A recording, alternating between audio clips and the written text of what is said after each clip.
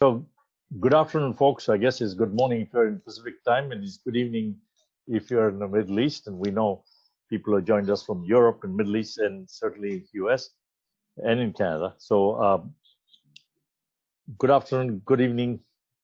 I don't think there's any good morning unless somebody's joined in from Australia. Welcome to this interoperability of the payment systems. My name is Bashir Fancy. I'm the president and founder of BIZTEK, which is the Business and Technology Professional Association of Canada. We'll talk about my background later, but what we have is a top-notch guy called Nick Brown. And I'll give you a little bit of the background. He can fill in a lot more. Nick was involved at Visa, where I come from also. Nick built the debit system for us globally. And when people talk about something, I joke about it, but I'm not joking here, is that he didn't read it in a book, he's done it. That's the big difference. And so he knows about security, he knows about the payment rails, and he's done a lot more in the last few years, even the mobile payments and so forth. So welcome, Nick. You can introduce yourself, and I can have some questions that we can talk about, right? All right, thank you, Bashir. Yeah, I'm a technical expert on the massive behind-the-scenes systems on the payment infrastructure. So the biggest banks in the world, biggest retailers, and as Bashir said, I've also built Visa's debit card system in '96. I've also been involved in writing national and international data security standards for the payment industry. I've really covered from one end to the other of the industries involved in payment infrastructure. So I've done pretty much everything you can do in this industry. So don't ask him why he's not gone gray, and I have. Maybe I stood in the sun too much. Yeah, I'm hidden away in the back room, working away on computers. So, by the way, there was a question from the chat. From someone saying, are you muted? Yes, you are muted at the moment. When we get to asking the questions, we will unmute you. Not a problem. I mean, you can raise your hand or you can go on the chat line and ask your question. We'll try and address them. So we'll kick it off with a couple of little things. So you heard a little bit of the background, and Nick can just expand on that. As the type of systems Nick has worked on in the last umpteen years, you heard some. Do you want to add to that? Yes. So we're talking about the massive systems, behind the scenes systems. An example of that would be ours at Walgreens, which is, by the way, a fantastic company to work for. I was there around 2000, and they were just big enough to build their own system at that point, to get their own system. And they bought a system called Base24, which runs on tandem machines. And that's by ACI Worldwide, I think is the company name now. And they were, at that point, they had 3,600 stores, 30,000 registers, and processing 1 million credit cards a day, 1 million debit cards a day, and 1 million checks a day. That is the kind of size of system I'm used to. A system that processes 1 million transactions a day is small in my world. So that gives you the kind of scale that I'm used to. That's because you were used to the Visa volume, which was crazy volume that we had. We have, actually, I should say. So if we kick it off, in order to understand the priorities of the payment switch, now there are a few guys from the bank, so I'll make it easy for you. We're talking about interchange. Here we use the word interchange, but not too many people know what that word means, interchange. So Nick has done a simpler term to talk about payments, which a lot of people use that term anyway. So when we talk about that, we first need to understand the priorities of the banks. And of course, the customer plays on the other side. So why don't you? Yeah, when you're talking about interoperability, you start talking about systems connecting together. And in a short term, you can just have two systems that connect together, but the long term, you've got to have a payment switch or a hub. That's the only way of really connecting everything together. And you could have lots of them all connecting to each other. but the requirements of a payment switch are determined by the banks that connect to them. And in order to understand the requirements that they will impose on a switch, you've got to understand the requirements that they have of their own systems. And that really comes down to two things. One is ATM availability, and ATMs have to be there. If someone goes to a bank to withdraw money at 2 o'clock in the morning and the ATM's not working, then they're going to lose that customer. That's a top priority. The other one is much more general, and that is data security. A lot of people don't really like their banks, especially in this country. However, they trust them with their money. That's what it's all about. It's that you don't have to like them, but you trust them with your money. And so data security is the most important things to banks. So that, yes, it is safe to put your money with us. So you're muted. Oh, I muted myself. Oh, sorry. I muted myself because I didn't want somebody's watering the garden. So the security issue that you touched, those who are in the credit card, debit card business understand that the fraud on debit, credit, all sorts of payments is just phenomenal, to put it politely. That's why we had to come up with PCI standards and all that. But there's also a bigger problem. So when we talk about, you talked about banks kind of connecting to different systems from an interoperability standpoint, and you talked about availability is a key and so forth. But preventing fraud is also a very big issue because right now. So what do you see there, for example? Yeah, the two biggest requirements are, as you said, availability. The banks are not going to connect to a system that's not there all the time. Because when this payment switch is down, then the bank can't process anything, and that affects their customers. So availability is one of the two most critical, important characteristics of the system. It's got to be there. But then you go on to the payment fraud, and that is the most difficult part. They're a target. The moment you get to an interoperable network, you become a much bigger target. And it's the weakest link on the transaction chain that's going to be the target of the big guys when it comes to payment fraud. And it's a huge business. As you said, it's massive. I think the official numbers are $25 billion a year. That's not even close to the real numbers. That's what's reported. And to be reported, you have to actually notice it. What's the fraud that's taking place that's not even noticed? But then you have, that isn't even the biggest cost. The cost isn't the payment fraud itself. You've got the fraud prevention, you've got identifying it at a real-time basis to stop it happening. But when it happens, the real cost is managing the fraud. Because the person has the account, they're going to call up their bank. Now you have to have someone available on the phone to answer that call. Then they have to deal with it and figure out who's going to be hit with it, who's going to take the fall for that transaction. Is it the merchant? Is it someone in between? But you have a lot of different parties because it's a network. Every party gets involved in it. The real cost is managing the fraud. And that's where the problem comes in. That's where all the work is. A large part of the work in the credit and debit card rails of the system is fraud identification at a real-time basis and management. So this actually, I can add one point to that, which actually makes it very strong what Nick just said. We did study 3 years in a row at Visa, and what we found that there was $10 of fraud, $10 of cost rather, $10 of cost to every $1 of fraud. So when Nick says 25 billion, you can make it 250 billion. The reason for that is we don't measure the cost in an organization to manage that. When you have a problem, a customer calls in and you have to deal with it, that's a significant cost, right?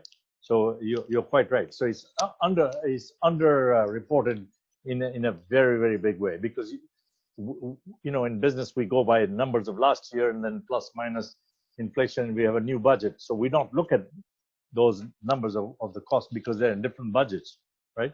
So you're right. What we look at is what we write off. But that's a very, very good point. Um, so that leads us to one of the like I talked about, COVID-19 didn't create all these problems that we are now talking about. It exposed them. It exposed all the weaknesses in the economy in some of the companies, businesses. So similarly, now, if you're a bank in North America, or for that matter in UK, in some of the Western countries, you have a challenge because this mobile payments, right, are coming up very fast and furious. Why don't you talk about some of those things? Like talk about M-Pesa that started from Kenya and the other one, whatever. Yes. Well, it's been it's like in the world I'm in. I've obviously been working in developed countries, the West, as people call it. It's like where you already have infrastructure and you improve that infrastructure. It's been around a long time, and I'm watching what's happening in developing countries as they start to build that infrastructure. And the most amazing thing to me, most amazing thing that happened was Safaricom started M-Pesa. I mean, that was absolutely unbelievable. They got an account, a bank account, but let's not call it a bank. They got a mobile money account into the hands of people that were earning $2 a day. And they made it available to them, and people just jumped all over it. It was like, if ever there was a question of, will people adopt new technology? There's the answer. And it was a viable business as well. I mean, that was staggering. They've done the hard work here. They've brought people on board. Onboarding is what people are calling it now, I think, is they're getting people used to the idea of having a digital account and being able to use it electronically, digitally. And M-Pesa really started this, and this was like flip phones or basic phones. We're not even talking smartphones. And it was so successful, all the other cell phone providers are doing the same thing. It works. It's fantastic. They've done the hard work. In other parts of the world, especially like Latin America, like the whole of Latin America, there was a lot more internet access out to the village. And so they sort of bypassed mobile money and went straight to mobile wallets. Because then you're not limited. I mean, one of the drawbacks to the mobile money is like M-Pesa is you can only send money to someone else who also has an M-Pesa account, a phone from Safaricom. You know, it's a great first step but the mobile wallets can do a lot more because anyone with a smartphone can have a mobile wallet. And so you have a lot more reach in that respect to transact with anybody. So that's the first step of the whole financial inclusion initiative. But financial inclusion is also the whole financial infrastructure in each country if you want to include everyone in it. So that's the first step in a way. First stage is to get people onto accounts. And the next stage is interoperability. You start connecting these systems together so anyone can transact with anyone else that has an account at another place. And especially if you're talking mobile money. If you have a Safaricom phone and someone else has an MTN phone, you can actually transact with each other when you have interoperability. That's the next stage in this whole process. That's actually very interesting, and we'll drill down a little bit further in there. So, folks, in case you're wondering how M-Pesa started or why, I will tell you the little why. Is that, and it is in Kenya, exactly as Nick talked about, is some people were trying to buy from a stall from a poor guy on the street who just comes, takes fruit or cold drinks or whatever, sell. He doesn't have money, and they tried to pay him with some big currencies. He had never seen that type of note in his life, probably. And this guy started wondering anyway, they went down. And initially, here's the interesting thing, the banks were not involved in M-Pesa. You have to remember that actually banks have to take note that they were not involved. Later on, they had to put pressure through the government and all that to get involved, because initially they thought it was a crazy idea, it wouldn't work. Well, can I interrupt you for a second? Yeah. The reality is that the people that M-Pesa were offering services to, it wasn't possible for the banks to offer services. If you're earning $2 a day, the banks cannot build a branch and employ people to provide banking services. So what M-Pesa's really done is they've gone after a different market of people, and they're actually helping them get to the point where it is viable for the banks to offer accounts. They're like the first stage. So I'm not criticizing banks. They can't offer those services. I want them to be able to get a bank account though. As a banker, I would say it's not that they can't, they did not want to, because the profitability wasn't there. Because if Safaricom could do it, the banks can certainly do it, right? They just have to look at the business model differently. It needs a different business model. It's a different business, absolutely different business model, but they didn't want to do that because the current model is working very well for them. And that, the power of that can also turn into negative is when you stop looking forward to say, what is my customer wanting and where is my customer? You are asking for trouble because you think you got the market so, all sewn up, but you may not have, because if people start to move in the other direction, then you have a problem. So you're right. I agree completely. They couldn't do it, but that brings us to the cost. If somebody would somebody did ask me, why are you saying interoperability in developing countries? Why not here? And I think you can answer that, and I'll add after. Go ahead. Why not? Why not here in North America or West? What with? Why are we talking about this interoperability only for developing countries? Oh well, the answer to that is we have it here. We've got Visa, MasterCard. We have that infrastructure. It's been built up slowly over time. Yeah. And it works. And part of the reason that it works, you're talking about the cost of it. It's expensive. And the real cost is payment fraud. That's the real cost of the credit and debit card rails. But the reality is that the transaction sizes are high enough that on average 2.5% fee on transactions is enough so that the valid transactions, the fees collected, cover the cost of managing the payment fraud for those few percent of transactions that are fraudulent. Because transactions are much higher value, you're talking $50, $100 transactions. That will not work in developing countries for people earning $2 a day. Right. Like Visa and MasterCard, they charge it's not the percentage that's important, it's the minimum fee that's important. They charge a 20 to 35 cent minimum fee on each transaction to make sure that they can make enough to cover managing the fraud. Well, you can't put a 20-cent fee on a 10-cent purchase. That's done. It's just not viable. And I like what the MasterCard and Visa are doing. They are pushing to get into developing countries. The reality, though, is that they are going to be for the affluent 5% to 25% of the population. Those that earn enough, businesses in the towns and cities will accept them. That's a viable market for them, but it's not going to get out to the village. And that's true, by the way, so that nobody misunderstands the interchange, the 2%, 3%, MX is even higher, is not the only thing that pays. The fact that you don't pay your bill on time and pay minimum, and you pay 22% interest also goes to that, right? So there is a significant amount of billions are made because then people don't realize that you could easily take a loan for 2-3% and not do that. But regardless, but the point is right, the cost. However, that doesn't stop other people, and we want to address that here, but it doesn't stop a disruptor right now to enter this market and saying I can do, because merchant, there's a lot of complaint from merchants that we're paying a hell of a lot of money in interchange, right? Commission. So we won't take it here, but it is a big issue that what would happen if somebody else entered the market and went just for a small fee, right? A flat fee, as is done with this. Why don't we talk about that? Coming into this country? Yeah, you can talk about developing countries, and we can talk about here. Okay.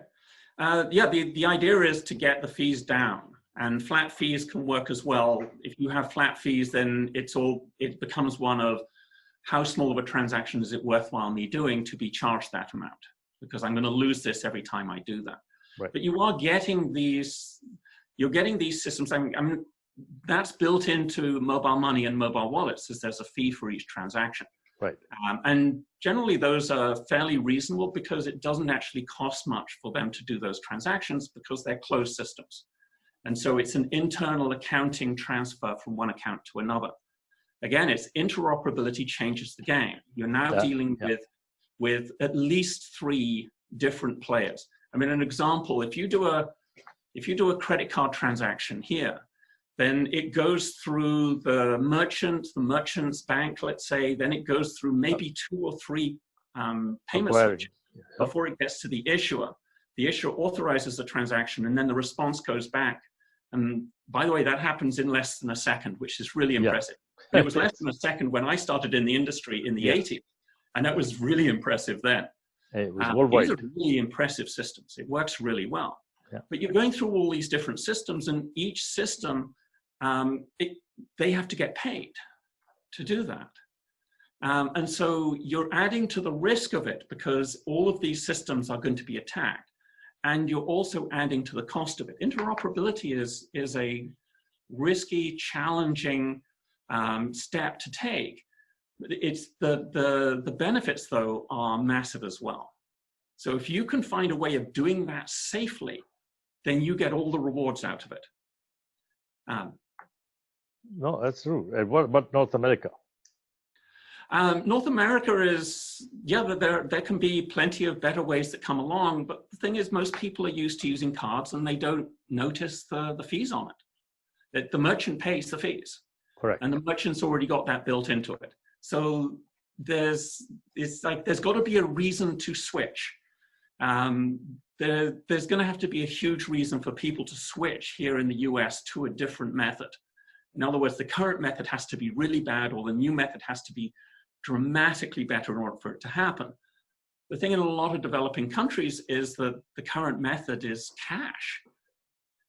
For most day-to-day transactions, most mobile money and mobile wallet transactions are the bigger amounts, are the less often a month, 2 or 3 times a month, though they're starting to be used for everyday transactions now as well, and that's really good to see.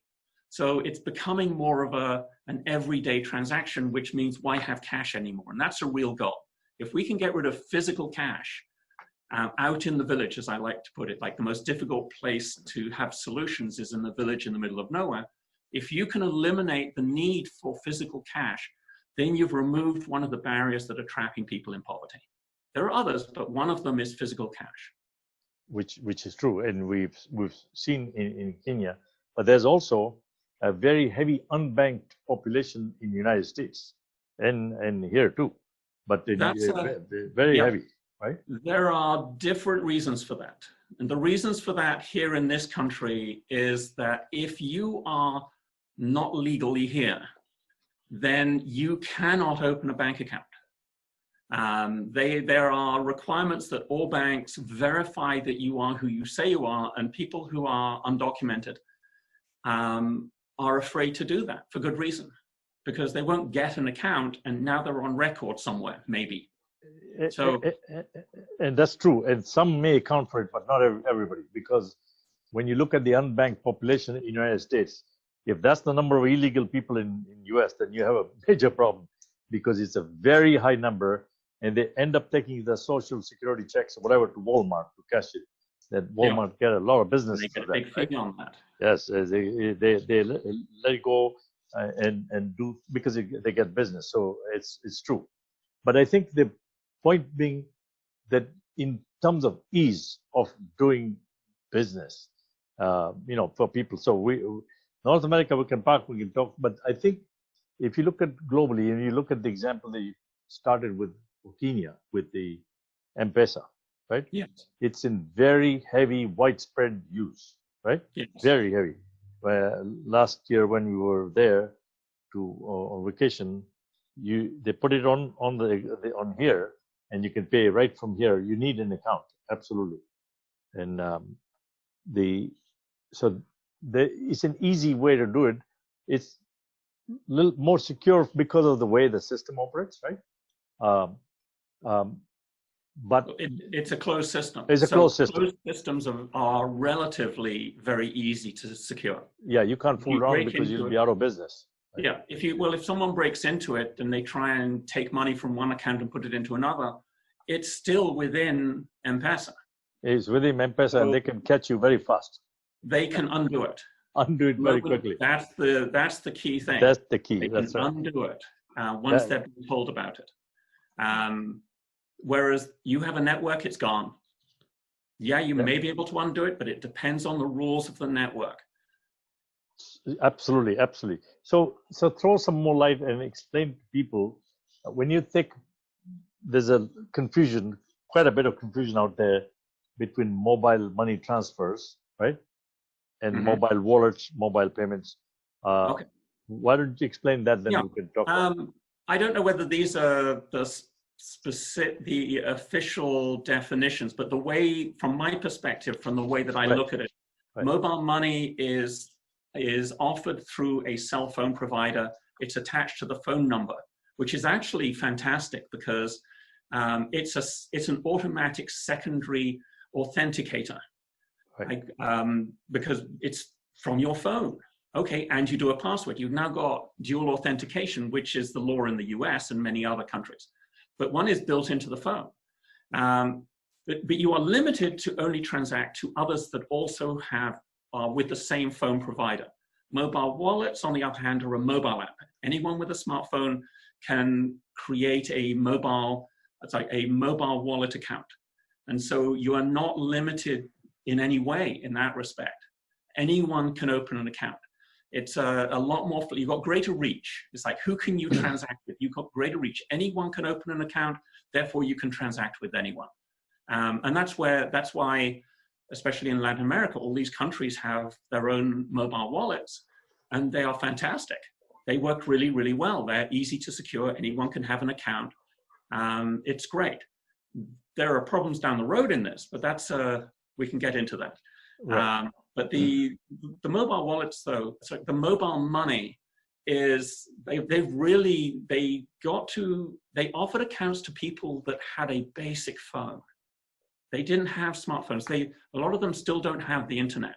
Right. They're starting to. Internet access is really starting to spread out of the towns, through the towns and out of the towns towards the village. It's happening, which is really good to see, because that's a game changer. Getting the internet out to the village is a game changer.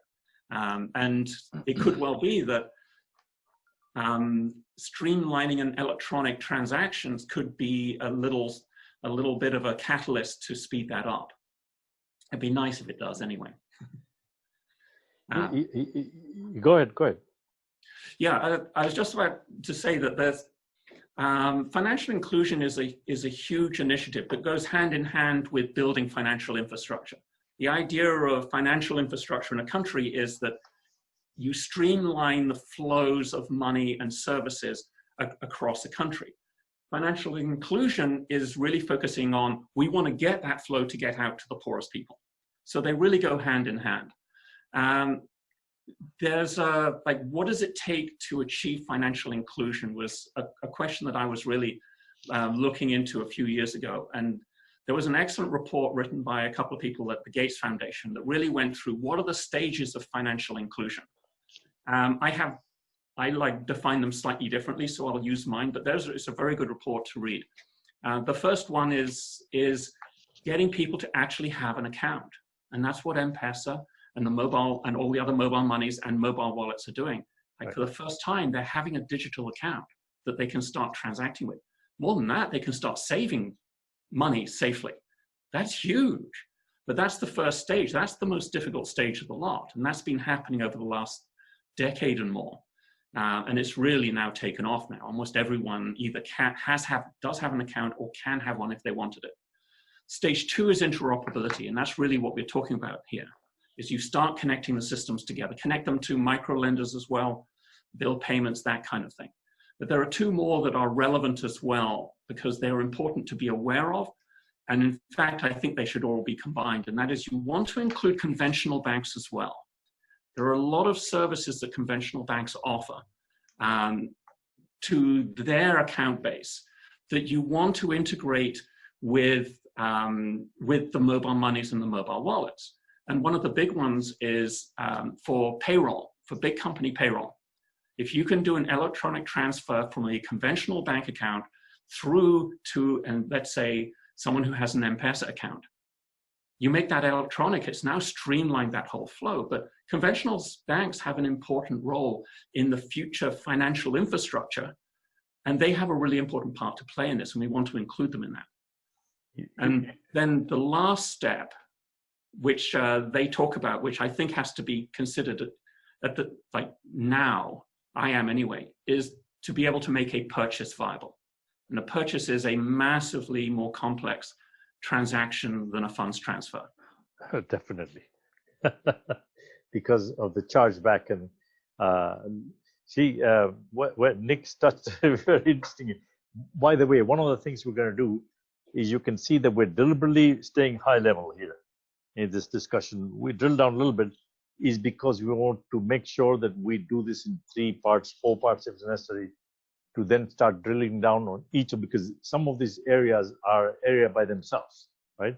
Like cryptocurrency, digital currency, what it means, the chargeback area that Nick just touched. Basically, can you imagine transferring me money? I've got the money. The transaction is completed. You can't complain afterwards. With credit card, when you use today, if you got charged for something you didn't do, you can go file a dispute, and there's a chargeback process. Merchant has to turn on it and explain why he got it. That's one part. The second part, so that's a whole mechanism there, which we won't touch at the moment, but would make a difference. Whereas in this, if you got authenticated and you're saying this is what I did, then you're in much better shape. The part that Nick touched on, and I just won't go too far, is very important where he talked about the phone, it being tied to your phone, to your SIM card, the account, and so forth, is because if you see credit card fraud, debit card fraud, we know the account is fine. We know that's not a problem. The problem is we don't know who the person behind that card is, right? If you stole somebody's card and skimmed the card, that's the problem, right? Yeah. Credit card fraud generally is in 2 stages. The first stage is you steal the information. Correct. And the second stage, you use it. The most vulnerable part of the infrastructure here in the US, let's say, is on the merchant side, because they are not in the business of data security. They're in the business of selling stuff. Right. So they're the most vulnerable. And generally, we're talking about actual physical stores. So the numbers are often, when you're talking about volume, the numbers are often stolen from the retailers, and then they're used online. So the actual fraud itself happens online, because you can do that in another continent. And that, of course, it makes it much difficult to catch the people, because you're now talking about international law here. But here's why it's so big. Here's an example. There was a retailer in this country called Target, ironically, that had their system broken into in 2013. And 70 million card numbers were stolen in one go. 70 million. Target did not have to clean up that mess. It was their customers and their customers' banks that had to clean up that mess. That's the trouble with this. This is the risky part of this, is that you can do everything right, and another system somewhere else gets their system broken into, and you might be left cleaning up the mess when you did everything right. That's the trouble with the network. And that's why this is so difficult to manage, is because it has that distributed, all these different players involved, and you've got to figure out how you're going to deal with this across all of them. They've all got to agree to the same rules, and way of processing all this, managing the fraud. You mentioned something very interesting about the fact that the card get compromised. There are data breaches happening every single day. Every single day. A day doesn't go by where the data did not get breached, including credit card and so forth. What many people don't realize is a lot of the data you were just talking about is not even here. It's overseas, because we've got the data in the cloud, and people have confused the cloud and the outsourcing part. So the data already is sitting somewhere else. So when you got a problem with the trust or whatever, protecting that information gets even more difficult, because you got it somewhere else. So not just the rules may apply, that is a problem, but even the control of the information. Right? Well, I'll go even I'll go in a step further. There's the way that I see it, there's two types of fraud. There's the opportunistic fraud. Right. Someone gets someone's card and they go, I'm going to try and use it. Right. You're talking about, maybe a lot of people do that, but you're talking about relatively small volume. That's small. And then you have the criminal organizations. They have been breaking into these systems here in the West for 50 years. They're really, really good at it. And we're really, really good at stopping it. And it's been this backwards and forwards battle for 50 odd years. And to the point where there's a lot of fraud there, but it's also low enough to be manageable. No company's going out of business because of this. It's like, okay, the fees are enough to cover it, and it's low enough so that merchants still want to do it. That is an ongoing battle. These guys are really, really, yeah, okay, maybe that. These guys are really good at breaking systems.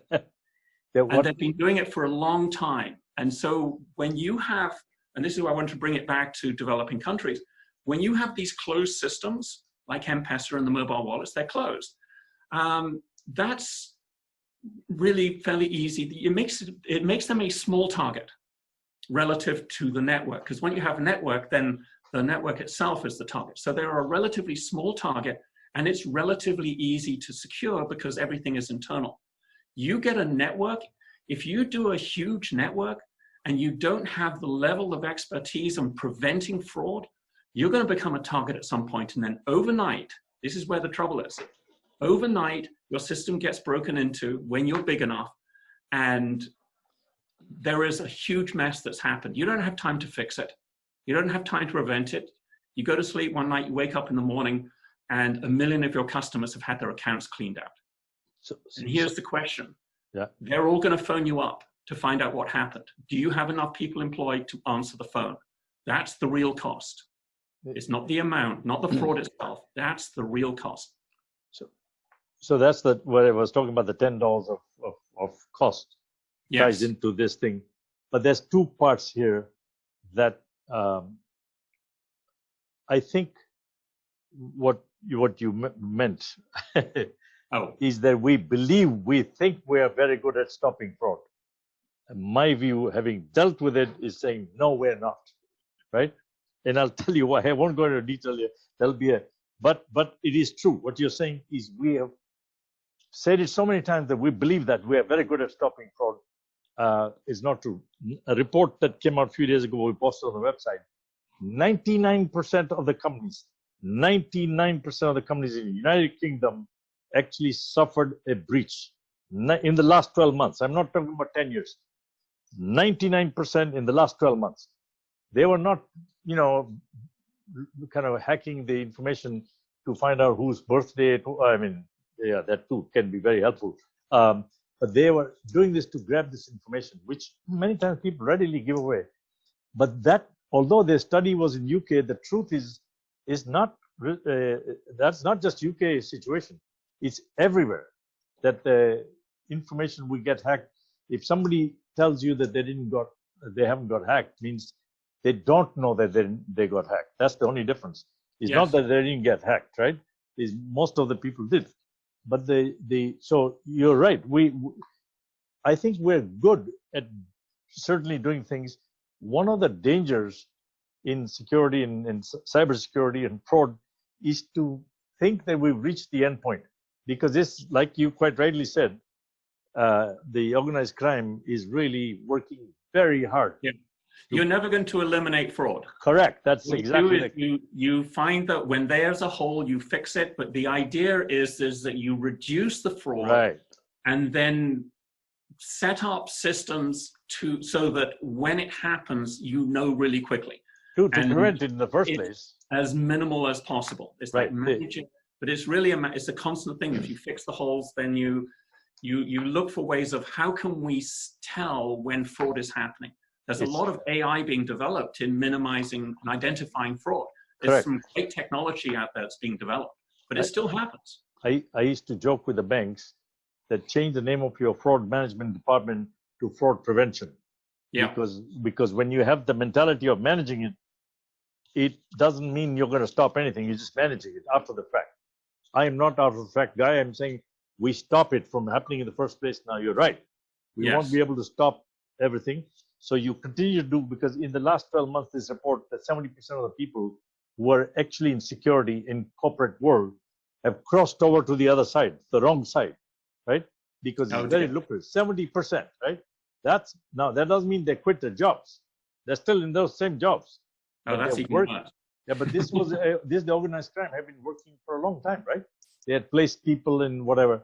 So the issue from payments is very good, because this does provide some ability to understand who it is, where it is. Like we're working from home, and we haven't talked about that. We can drill down next time. Is my IP address doesn't change. So if I'm buying something from my computer, right, it's never going to change. My location ID, if you combine that and this, 2-3 other things, you know it's Bashir Fancy doing business with you, right? Yes. A is consistent. The people who give me the service know that. So you authenticated there, you authenticated with this, because the SIM card, the IEMI number, few things together. So you're right. That will come. Well, yeah, right? and this is one of the like pretty much the most important part for a bank or mobile money or mobile wallet is authenticating the user. Exactly. Is this person really who they say they are? And you have all that technology there to be sure of that, so that when they do something, it's really them doing it. No. My question to you on this is: do you think that we have compromised security in favor of convenience? That's always the challenge. It's like, at what point do you get that? I think that did we balance it? Is what I'm saying. Well, sorry. Did we balance it? I think we have done. I think that, especially right now here in the West, I think the banks are overly cautious, and they should be cautious, but I think they're overly cautious. They're starting to provide more services. The reality is that new ideas in the payment world are not happening here anymore. I mean, it's Africa, it's India, it's China, it's Southeast Asia, it's Latin America. That's where innovation is happening in the payment world, not in the West anymore.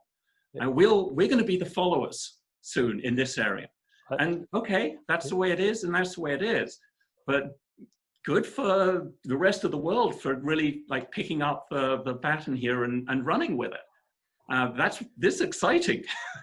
I want to be where the excitement is. It's funny, and you're absolutely right.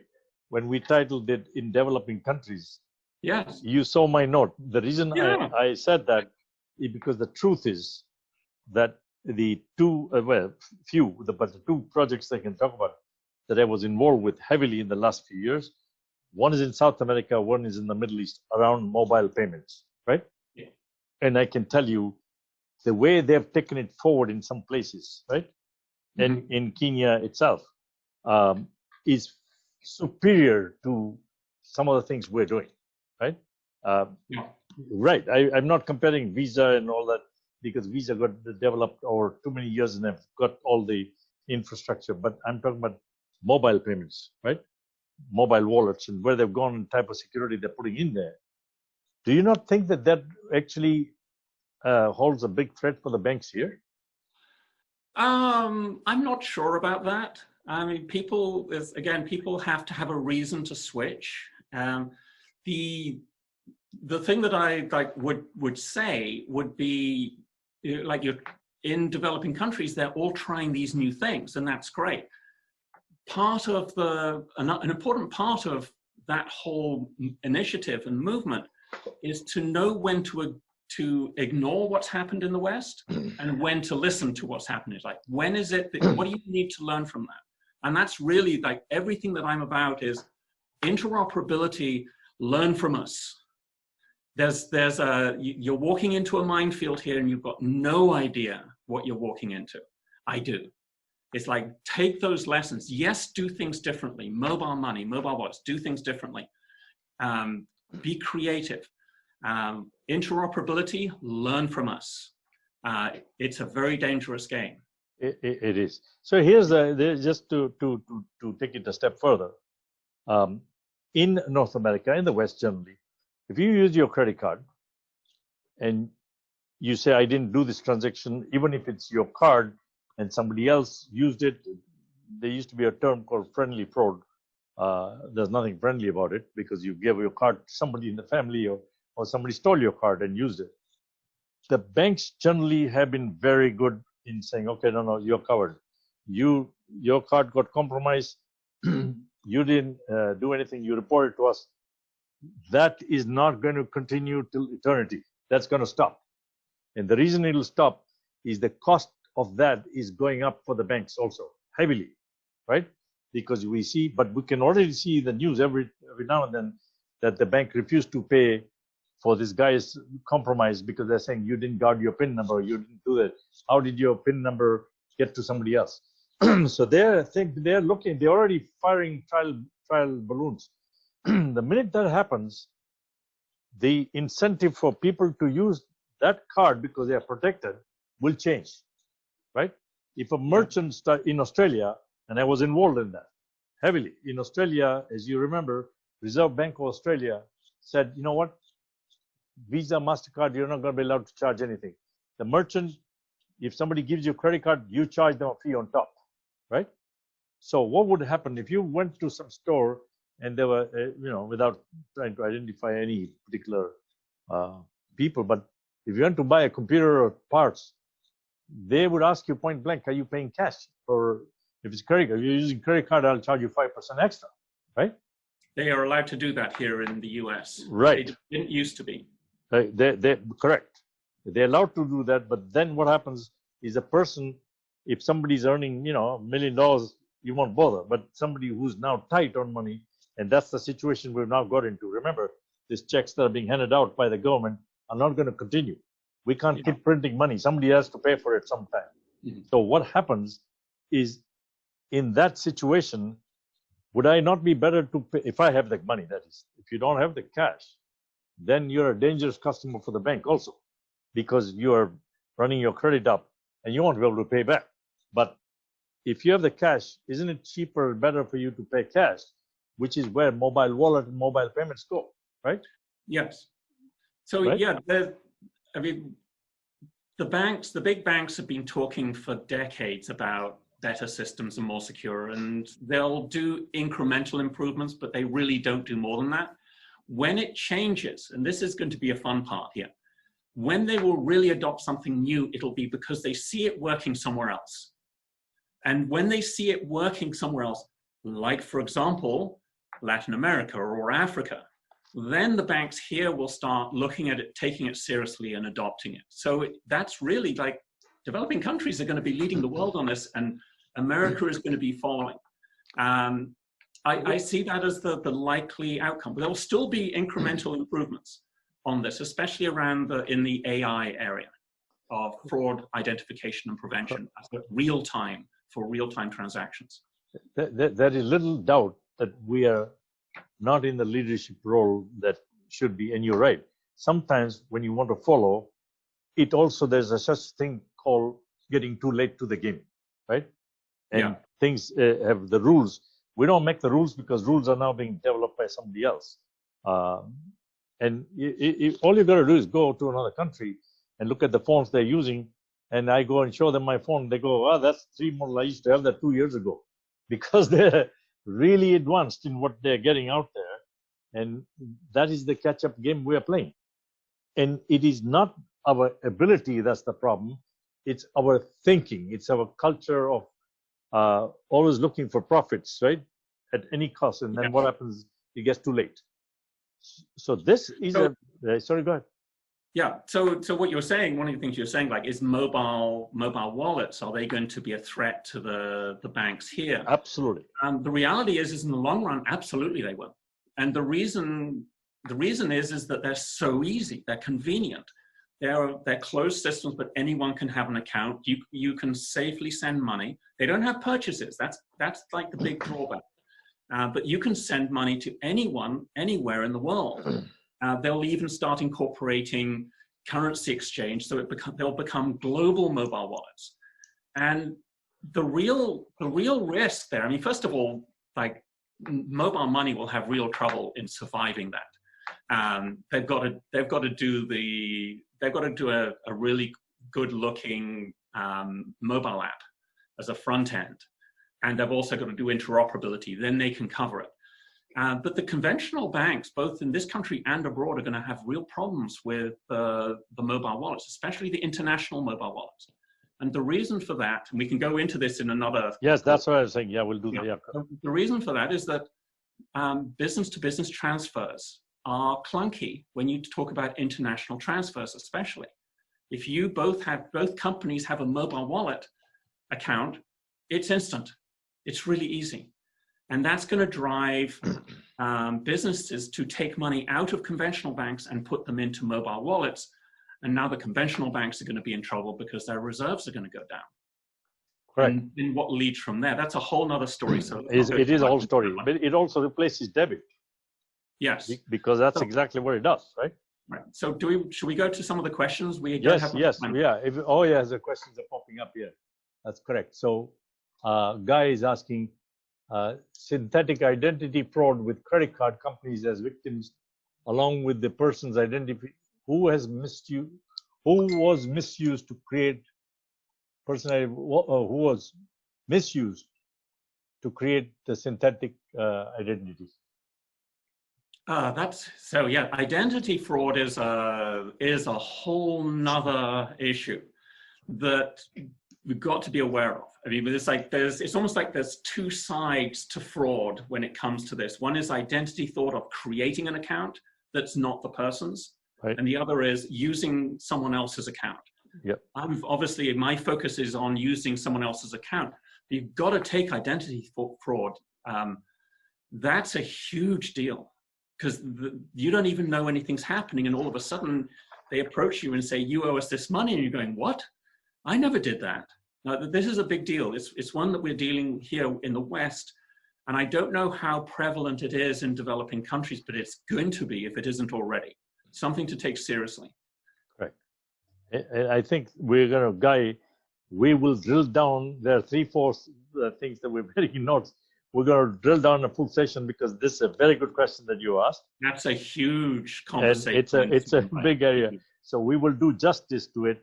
And of course, we'll let you know because it's very important. There's another question from Craig Jonas saying, financial inclusion, can you share some metrics on specific impact, your capability in typical communication in developing countries? Good stuff, Nick, he's saying. So obviously you would know him. What are the trophies behind Bashir? They are cricket, soccer, football, but I'm forced to call it soccer because we messed up the term here. We run with the ball and we call it football. But soccer and cricket and hockey, not ice hockey, field hockey. So those are, and of course the big one is the one for golf. I'm not that good a golfer. I had a good day. But the question here, therefore, Nick, is about the, talking about the metrics and some specific impact on capability in typical communities in developing countries. So I don't know if he's referring to what I've done. I think what he may be referring to is I've developed some intellectual property that allows transactions to be facilitated and can even facilitate a 10-cent purchase. So it does not have that minimum fee. I've developed that intellectual property. The thing is, what I'm doing is I'm building the rails, and you don't build the rails until you got everyone ready to go. And so my system is not built, it's not running yet. It's like we're pulling all the right players together, and that includes mobile money, mobile wallets potentially. It includes conventional banks, it includes central banks. It's got to get approval to process all these transactions and bring them all together. And in fact, I'm actually really, really close to that. And a large part of that is that interoperability has been a nice thing to do at some point in the future. And now because of COVID especially, it's now, we need to do this now.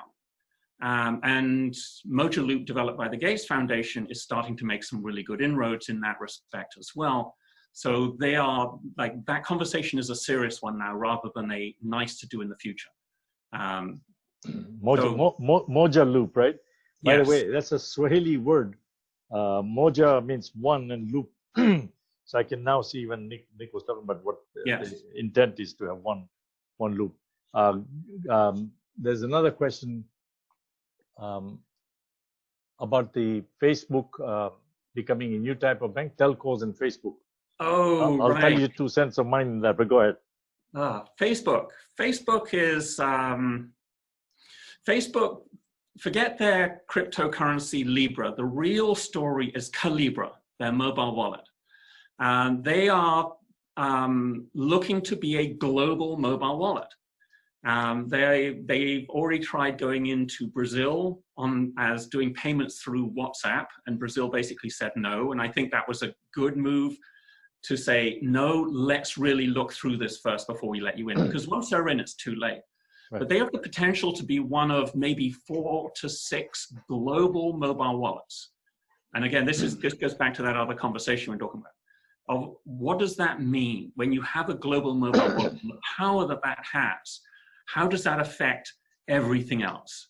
And that's a long conversation, but they are a real threat. The thing is, they're not the only one. There are others as well, and if not Facebook, then others are going to do it anyway. So how do you combat that?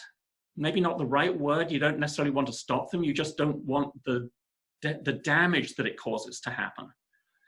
You want them to be there with everyone else, as opposed to they've killed everyone else off. That's the goal. See, in here, Facebook is getting maligned every day, right? Yes. And the privacy commissioner going after them. In EU, GDPR have sued them, as you know. In fact, they were fined, and all they're doing now is to delay it through the legal tactics, which they have done in the US too, actually. So I think there's going to be a bigger challenge for Facebook because of the other part that they have mishandled. The concept would have worked, certainly. Now you got Google sitting there, but there is another challenge that we are not talking about. And I have absolutely no desire to go into politics, but I'm just talking about what is in fact real, is that Donald Trump has started this deglobalization. Okay, what's happening with China is not with China, is with EU troops getting pulled out. There's a lot of decoupling going on from the United States with the rest of the world, and everybody knows outside certainly knows that. So the question becomes, in that environment, if you're Google, you're very worried because you know that they are sending out new apps, right? Google is doing to replace, because Android is going to replace. Android is a shareware, so they're creating their own thing because they know the problems. Same challenge with Huawei. I mean, towers here are Huawei as they are in US, as they are in Europe. So when people say I'm going to bend them and all that and the other, what are you going to go take out every device and take out the parts from there? And Boris Johnson said I'm going to have 40% content. So those are all issues which are all political stuff, but the deglobalization is real. So the question becomes, whether it's Facebook or whoever wants to work in the global arena, how do you do that when this trade, as you know, and I don't know what free trade means anymore, because you know that yesterday, in order for this lecturing, the Donald Trump put a tariffs on Canada's aluminium. Today, Canadian government announced that they're hitting back, right? What that means, what is the meaning of free trade? So the question is, you can see this decoupling going on. So I'm not talking about politics. I'm not talking about politics, but I'm saying in that environment, whether you're Facebook or whoever you are who is doing this, how do you go convince the rest of the world where the influence is more of China, right? If you go to Africa, anybody who tells you that no, China doesn't have the influence, got to be joking, or they don't know what's going on. They're heavily in there. So question is, how do you now do this thing in that environment? So that's a really good question, because you're basically talking about the breakup of globalization, where you have an overseeing set of rules, basically. Let's put it that way. Yes, if that's all gone and there's no real international law agreement between everyone, then what does provide that level of assurance that the parties that you are playing with are playing by the same rules, and that you can rely on that? Right. Well, the easiest, maybe the only way of actually doing that is through the method of payment. because by using a method of payment, you're both agreeing to the rules that that payment method is ruling under, ruling you or ruling it.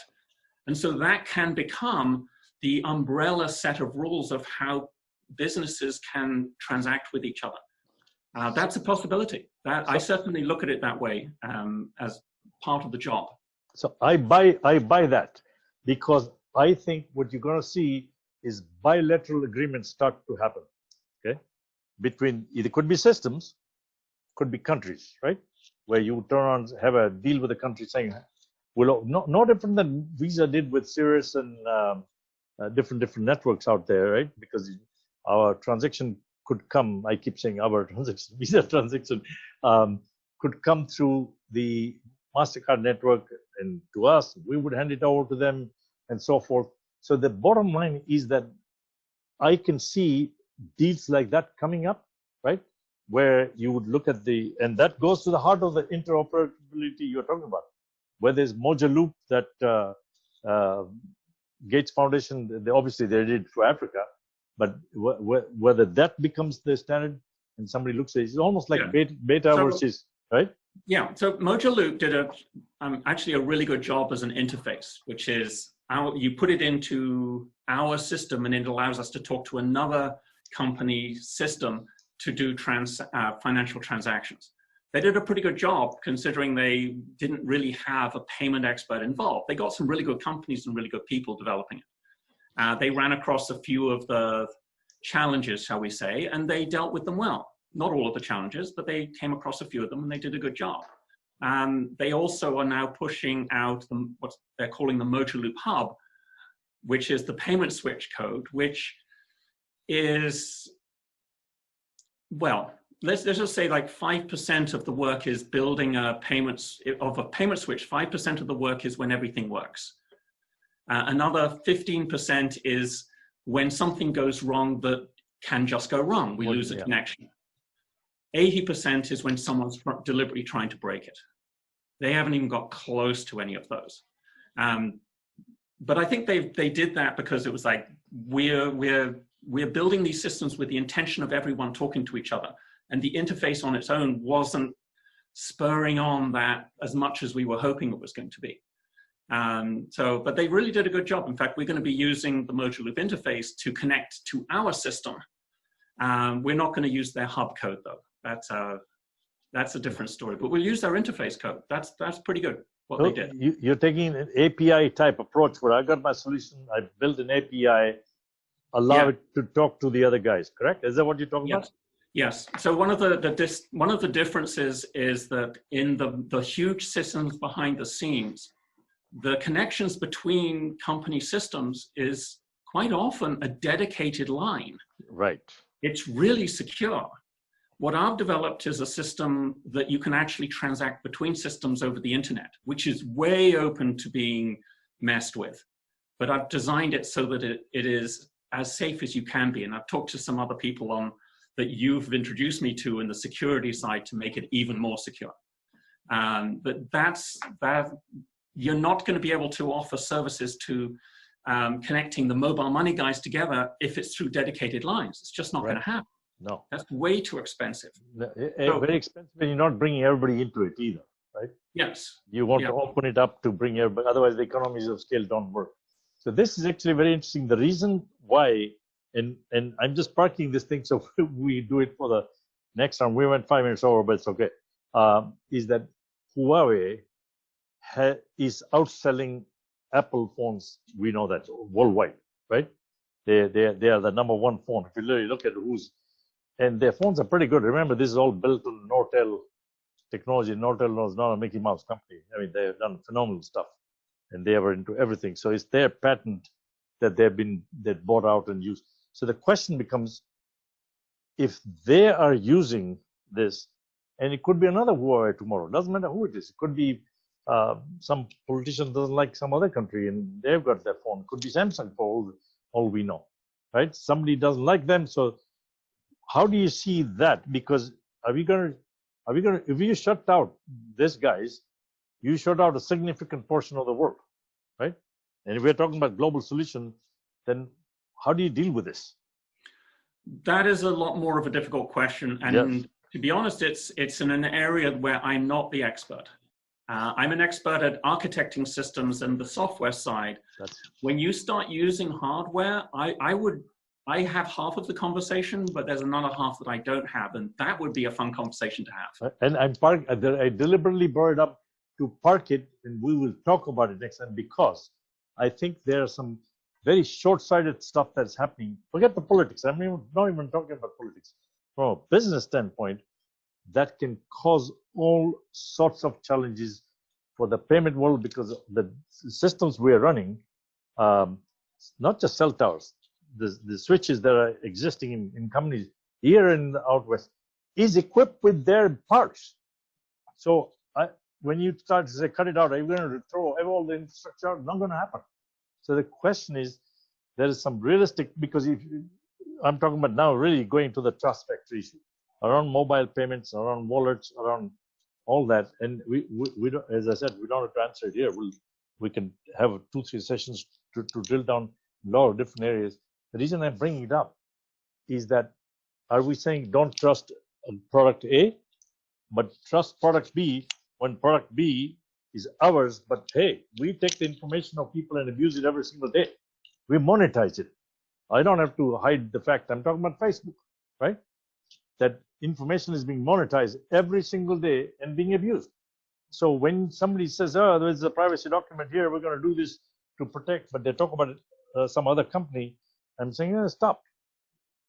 Just forget the politics. Deal with the real issue around security, so we don't compromise our approach to this, right? Yes. Is what I'm saying. Yeah, we have to find a way of doing that. And part of, and this is an important one, is part of I was able to get rid of, in the system that I've designed I'm building, I've been able to cut the fees down sufficiently and not have a minimum, because we don't have sensitive information in this system. We don't use account numbers. When you go to a merchant, you don't give them your account number or phone number or anything. They don't need it. They just need to know they're going to get the money. And so that it does not need to happen either at the merchant or my payment switch in the middle. I don't know who anyone is. If someone breaks into my system, then I'm sure will happen at some point, because you can never stop that happening. You can make it difficult. You can never guarantee it will not happen. Well, there's nothing to take of value. So correct. That's the key. That was the key part when I started designing this. That is the key. What you just said is nothing of value to take. A, B, there is no silver bullet for security. There never was, and there will never be. It's an incremental layer. You make it difficult. I mean, we can the people that get into the most trouble are the people that think they've solved it. That's correct. It's an ongoing, and this will be, even for us, this will be an ongoing, constant, how can we break it? How can we break it? So that if we can break it first, it means that someone else didn't. But that's the ongoing. Anyway, we're way over. Yeah, so here's what I'm going to say, how we park it. We've talked about high level. Obviously, there's a recording we'll post of that. People who have not had their question answered, and Guy, thank you. He said it was an excellent conversation. And I'd just like to jump in and say one thing. I see the question from Thomas Greco about when fraud occurs. That whole process is called dispute resolution. The whole process of raising a dispute and doing that is a huge conversation in its own right, of how can you streamline dispute resolution and make it available to 10-cent purchases. That is a fun conversation that I've got answers to. You can. I can. You can, meaning, well, a provider in mobile can actually deal with this issue, because, as you know, we rewrote the entire thing for the chargeback at Visa, right? We changed a lot of rules in the whole dispute mechanism. But there's two parts of the problem. Dispute mechanism is not necessarily about fraud, right? No.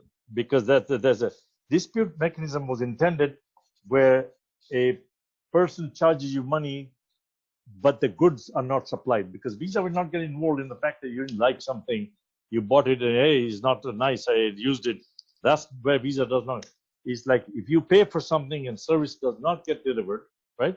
And you've been charged, that's where Visa can get involved in the dispute mechanism. or you were charged and no service was supplied, like an airline ticket you bought, and the guy goes bankrupt, you have a case. Yes. But on the fraud is a whole different mechanism. It is, yes. It's that's different. But we can address both. That's a whole nother webinar. Yeah. No. It's because correct. It's different. And Nick can, okay. I can tell you a lot about it. I had to deal with that in great detail. That's how it went great. But I think there are 4 or 5 issues that we have. We'll park and we'll do in a week, however your time is, right? We can do part 2 to talk about some of this thing and drill down. So we can take this international, the mobile. Threat of mobile wallets is a fun one. Correct. So let's do that. We can even talk about the motor loop and some of the, and we have to put a couple of charts to show them. We can certainly do that. I think it's fantastic because we parked a hell of a lot of issues here, right? Yeah. At a higher level. At the highest level, yeah. At the highest level. So now there's a lot to this. Yes, there's a lot. So, but this is not a bad thing. We can start a session called Ask Nick, right? I'm good with that. Yeah, we can have questions with this guy, Jonas, who any other people have questions they want to ask. We can certainly address that, and we can do this weekly, bi-weekly. But right now we have got 2-3 sessions to do to drill down on what we have parked. Okay. So Nick, on behalf of BIZTEK, and of course myself, thank you very much for making this time, and thank you for each of you that actually participated. And if you missed out anything, don't worry. We're recording this. We'll put it on our website. So BIZTEK.org, and we'll put it on LinkedIn, and we'll put it on. And we were, in case people didn't realize, we were also streaming it to YouTube. So you just have to type in BIZTEK Canada, and it's still being live streamed there to YouTube as well. Okay. So what will happen is I will get back. We will work on to set up a time date. If Fridays work better for you and everybody else, we'll do that. We can do next Friday if that's you okay. You want to do it next Friday? Absolutely, yes. So next Friday, folks, part 2 of this, where we'll start to drill down. There's plenty of time because Nick doesn't sleep much, right? So thank you, Bashir, and everyone who's joined us and those that have asked questions. We didn't quite get through all of the questions. We've got them. I'll print them out and we'll keep them. Do that. Thank you very much, folks. Yeah, all the very best. Thank you, Nick. Appreciate that.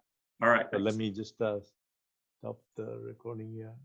Stop live stream and stop the recording.